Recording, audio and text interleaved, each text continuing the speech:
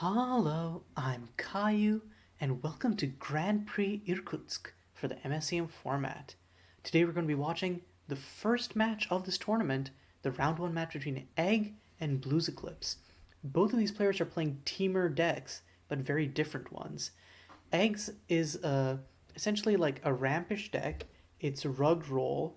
Roll is a card that's been a staple throughout the history of this format. It's a 6 mana sorcery which creates a number of 3/3 elemental tokens equal to the number of differently named lands you control. It's one of our best ramp finishers. Meanwhile, Blues is playing essentially Temur Tempo, has a bunch of cards which create tokens, and then has a strong go wide finish. So, looking at the starting hands here, Blues doesn't have much interaction here, but curving Union Rail Strikebreaker into an untethered disciple is fine. We'll need some non-creature spells to be able to turn on these Union Rail Strikebreakers, though. Egg, however, has a really strong opening start right here. Is going to run out the Mana Ascetic turn 2 because had to play the Flourishing Crevasse tapped turn 1. Frostfire Geysers also entered tapped, unfortunately.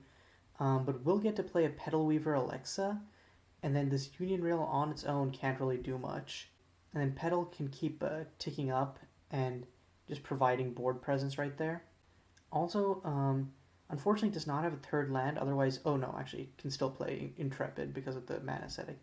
But is instead going to run out Recall Forgotten Aeons, get some card advantage here, does draw into a third land, the Shifting Glade.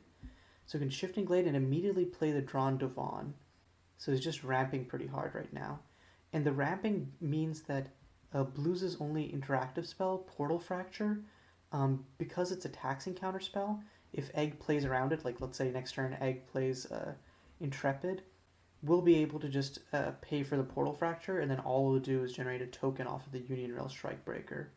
So Blue's just going to swing in for a pithy 1 with the Union Rail, and then pass. Doesn't yet have the mana for Untethered Disciple, and is probably just wanting to hold up Portal Fracture rather than tapping out for a second Union Rail. And yep, here comes the Intrepid from Egg. And Blues is going to let it resolve. Interesting. The problem is, by not taxing Egg too, that means Egg can now either... actually does not have Petal Weaver Alexa mana. So yeah, using Intrepid's ETB is just going to grab the Precursor Sanctum. That's basically always a land of choice just because it's so insane. If you have 4 more lands, which is basically free, you get to free cast a spell from the top of your library by paying 2. It's incredibly powerful, especially in ramp shells, and it's one of the cards that I think is... the Wanderlust mechanic has been strong in MSEM constructed for a while just because having 4 differently named lands is trivial, but I think most of them, after a series of nerfs, have proven to now be like a lot more manageable. I think Intrepid is one of the cards which was contentious before but is now better. Precursor, however, I think is still rightfully so contentious. It's very powerful. I wish we knew what... we get to see what Egg... And there's a titular card off the Precursor Sanctum. Can just cast it next turn for a whopping 6, while still having Cursory Glance up as interaction. So as long as Egg doesn't run out the Cursory Glance this turn, can just basically just win the game on the spot next turn. Like free cast roll, and then he still has mana to pay for Portal Fracture then too. God. So Blues is going to run out an Untethered Disciple. Egg can't counter this with a Cursory Glance, and probably doesn't even want to. So because of the Wanderlust, this is another strong Wanderlust card talking about that. This used to be 3 mana and used to be a 3/3, so it had 2 different nerfs. But yeah, so creates 2 scout tokens on ETB, and it synergizes well with the multicolored theme of Blues' deck because it allows Blues to pump up his entire board, which also works well with Union Rail creating a bunch of tokens. So Egg is going to crack the Magmatic Torrent first in order to get another land before turning on this Precursor Sanctum. So yeah, we'll now get 5 roll tokens. Oh no, it's going to play Sights Beyond first. Okay. And god, Egg has so many options here, it's kind of disgusting. Because now Concord is online for both Sights Beyond and Seismic Colossus. Egg can actually safely Precursor Sanctum, Oh, and is also animated Intrepid going to swing in for 4. But now can Precursor Sanctum cast the roll and still have mana to be able to play a Seismic Colossus afterwards. So yep, here comes roll. And Blues just doesn't have the interaction for this. It's going to resolve. And yeah, Blues just scoops on the spot to that. The roll tokens effectively block everything that Blues has and threaten to kill next turn. That was brutal.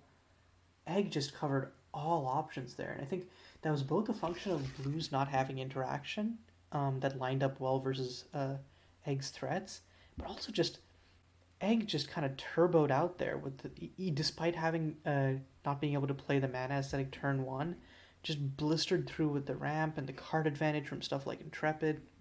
Egg brought a similar deck to the previous GP, which also ran a bunch of Mana Dorks, cheap counter magic, and Intrepid, but that was focused on winning with a combo of Phasmopillar plus Thriving Hydra.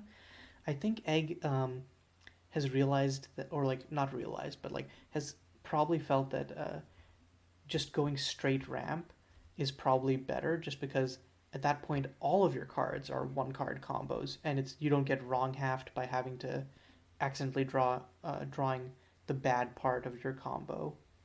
Now let's look at sideboards quickly before we get into game two. So for Blues, I think you probably bring in Still the Pandemonium, just because all of Egg's Haymakers are non-creature spells. So you basically get card advantage while having a cheap interaction, which is just the nut.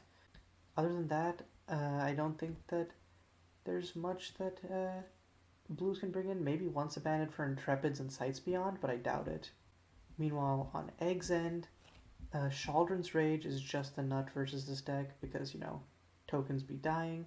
Stand Unassailable versus aggro decks is also really good.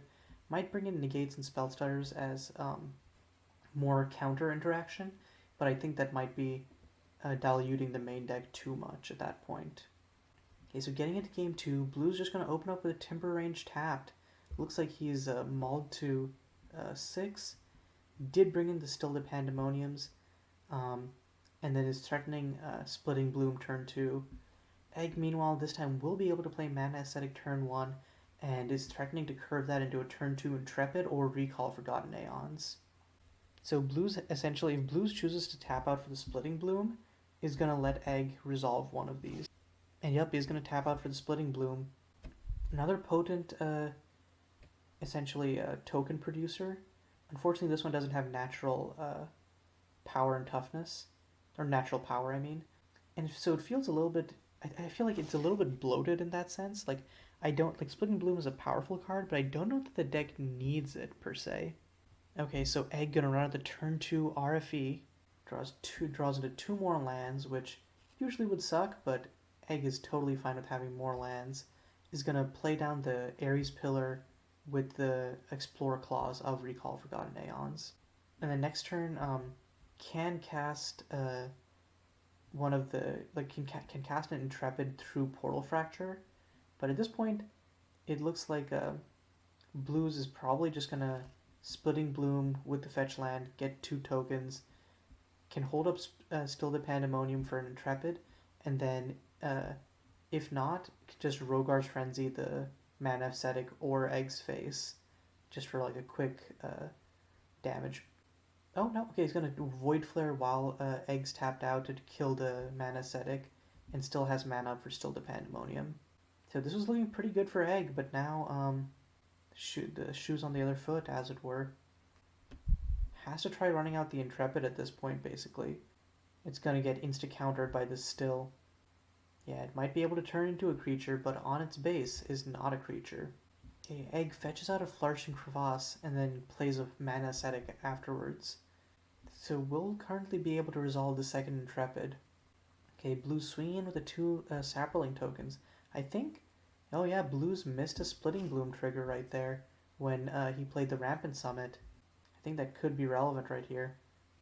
Okay, now Blues is almost out of cards, but can cycle the Clue and hope to draw into a counterspell right here.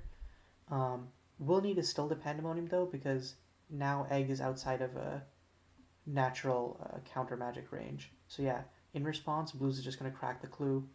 Top deck Still the Pandemonium. No, just a Seek Prophecy, so Intrepid will resolve. And yep, Precursor Sanctum coming back out. And let's see what Egg hit. Oh, another Intrepid off the Precursor. It's not what you want to see. Egg still has Cursory Glance mana up with Ares Pillar plus Mana Ascetic, but Blues doesn't exactly have much to use it on. Okay, this time doesn't miss the Splitting Bloom trigger. And yeah, this current clock by Blues is just not fast enough to prevent Egg from getting his footing. Yeah, he's going to Seek Prophecy, hits a Portal Fracture, and 2 lands. Yeah, I think the Mysterious Cataract is a maybe because of the Splitting Bloom, but I feel like I would just take the Portal Fracture. Yeah, needs the interaction. Okay, and Blues is going to pass, I guess because Intrepid can animate and block, but I feel like you'd want to bait that and then Rogar's Frenzy the Intrepid. Like, that's my feeling at least. So, Egg is now up to 7 mana, is 1 mana off from just naturally hard casting the Seismic Colossus. Of course, knows that Blues has the taxing Portal Fracture, so is probably going to wait a little bit longer. Yeah, so Egg is just going to play the island and pass, really just holding up the Intrepid as a blocker and stalling for time. Or actually, I think that might have been a mistake, because I think Egg forgot that he could coalesce a Recall of Forgotten Aeons from Grave, because he has 7 mana for it. Yeah, I think that might have been a blunder by Egg. Or is holding up mana for Ares Pillar, but I don't think that that's substantially better than just holding up the mana for, or just playing the Recall. Or is valuing Cursory Glance a lot more than I am. That could also be a reality. So Blue's going to drop the Union Rail. I think knowing that Blue's last card is Portal Fracture, I think you just play the Cursory Glance in response. Yeah, so Egg is just going to counter the Union Rail. Yeah, at this point, Blues has the board presence in the clock, but Egg has basically run Blues out of cards, and now Egg can RFE to fill up his own hand, Void Flare to kill the Splitting Bloom, and then off to the races. And draws into a second Cursory Glance as well. So lots of options here. Oh, and is animating the Intrepid. Is going to go on the offensive now? Nope. Okay, it's just moving the Intrepid forward. And once again, doesn't play the Recall Forgotten Aeons. What is Egg so scared of that he keeps holding up the Cursory Glance? Or might have just forgotten Recall. That's entirely possible. Okay, Splitting Bloom number 2 coming down. If you're Egg, like I was gonna say, if you're Egg, you let this resolve because you know that Blues doesn't have any more lands in hand. And Egg can just Void Flare Splitting Bloom if need be. And oof, another land. Egg is just not hitting the haymakers he needs to be hitting. Okay, this time is going to pay for the Magmatic Torrent, taking 2 more. Okay, so he's up to 9 mana. Still does not have enough mana to Seismic Colossus plus Cursory Glance, but does have enough mana to do Recall Forgotten Aeons plus Cursory Glance. So yeah, Portal Fracture on RFE, but now Egg has the mana to be able to Cursory Glance it. And I guess Egg was just waiting for counter magic support for RFE. And the Portal Fracture does get 2 Scout tokens regardless because of the Wanderlust. So Egg draws into 2 more cards, another Recall, and a Rock and Roll. As long as Egg can survive this next turn, Roll will basically be able to win Egg the game on the spot. And a Shifting Glade from Blues. Lands are no longer dead because they generate 2 tokens each for Blues. And also has a Rogar's Frenzy engraved to be able to make tokens. Okay, so now plays a Shifting Glade. So he's going to create a whopping 9 tokens with this roll right here, which is enough to be able to block all of the creatures that Blues currently has pretty handily. Even if Blues exiles Rogar's Frenzy from Grave on end, we'll still only have a total of 10 creatures, which Egg will have ample blockers for. Like, Egg could even start Egg could start attacking with Intrepid here. He's going to attack with both RFE and Intrepid. Blues is going to chump the RFE with the Scout, but Intrepid is going to be able to swing in for 4. I don't know what outs Blues has. Untethered Disciple is super strong, though. Oh, and I think Blues is conceding because he's just drawing cards from the top of his library. And yeah, that's it. Yeah, in the end, Egg just had so much card advantage, and Roll allowed him to reclaim the board before Blues could overrun it.